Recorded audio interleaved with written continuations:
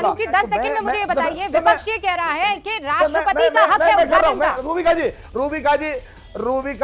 रूबिका जी देश का lead parliamentarian सामने बैठा है और ये संसद में नहीं है लोग जो बोल रहे हैं। प्लीज मुझे 2 मिनट और बोलने दो। हाँ, मैं कहना चाहता हूं ये बगैर मतलब का विरोध नहीं हो रहा है।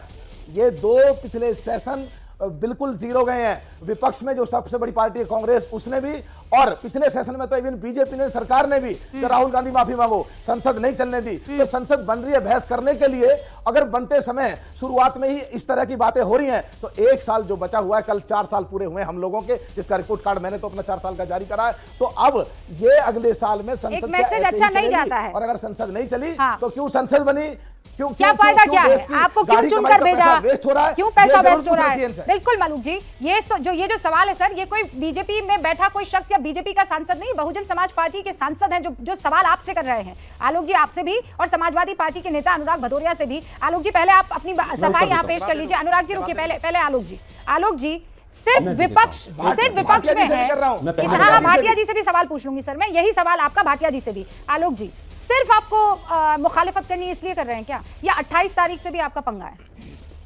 देखिए मुझे लगता है कि सबसे पहले तो मैं गौरव भाटिया जी को बता दूं कि यूपीए चेयरपर्सन होने के नाते जो नेशनल एडवाइजरी काउंसिल बनी थी एनएसी, उसकी डेट और सारी चीज़ें बता देता हूं, जो पार्लियामेंट से पास हुई 4 जून 2004 को, और ये डिसॉल्व हुई 25 मई 2014 को।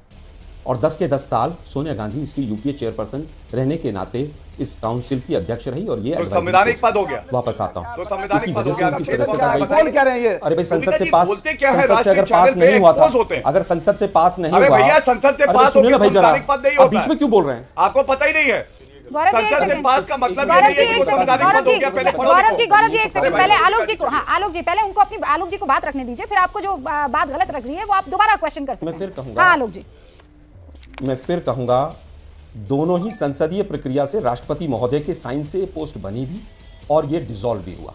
तो भाटिया साहब आप जरा इसको शांति से गौर से जरा पढ़िएगा पूरा एनएसी के शेड्यूल को, उसके बाद अगली डिबेट में मेरे से सवाल कीजिए। अब बात आती है कि विरोध के लिए विरोध है या विरोध के लिए नहीं। मैं पूरा नहीं पढ़ सकता, नहीं तो पूरा पढ़ के बता देता कि ये किस तरह से संवैधानिक पद है।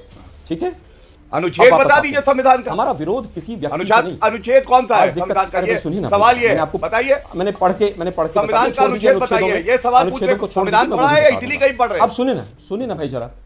बाप रे बाप, छोड़ दीजिए। बाप रे बाप, इन लोगों को तो प्रॉब्लम ये है कि मोदी नामा संसद से पास हुआ, मैं डेट तक बता रहा हूं, उसके बाद आपको, अब सुनिए ना जरा, एक्सपोज आप हो चुके हैं, पूरी तरह एक्सपोज हो चुके हैं आप लोग, और पूरे देश में एक्सपोज हो चुके हैं। वापस आते हैं इस मुद्दे पर। देखिए हमें कहीं आपत्ति नहीं है अगर राष्ट्रपति महोदय को बुला लेते। एक पार्टी नारा लगाती है सबका साथ सबका विकास और राष्ट्रपति से परहेज करती है। वोट लेने होते हैं तो हमने ट्राइबल को बना दिया, हमने दलित को बना दिया, लेकिन जब वोट का टाइम चला जाता है तो राष्ट्रपति साइड में हो जाती हैं, पीछे पीछे चलती हैं। हम केवल ये पूछ रहे हैं कि मोदी साहब इतना अहंकार कि सब कुछ मेरा ही होना चाहिए, वो क्यों है? हम केवल ये पूछ रहे हैं, राष्ट्रपति महोदय अगर इसका उद्घाटन कर देती तो आपको दिक्कत क्या थी? और एबीपी न्यूज से हमें दिक्कत यह है कि जो हेडलाइन चलाई जा रही है कि मोदी ने बनाई इसलिए हमें जो है उसकी हम खिलाफत कर रहे हैं। मोदी अपने मामा जी के घर से पैसे लाए थे, देश का पैसा लगा है, सरकार ने संसद बनाई है। अभी तक तो हम ये सुन रहे थे बीजेपी से कि ये मिनिस्ट्री ऑफ अर्बन डेवलपमेंट ने बनाया है, लेकिन एबीपी चला रहा है कि मोदी ने संसद बनाई।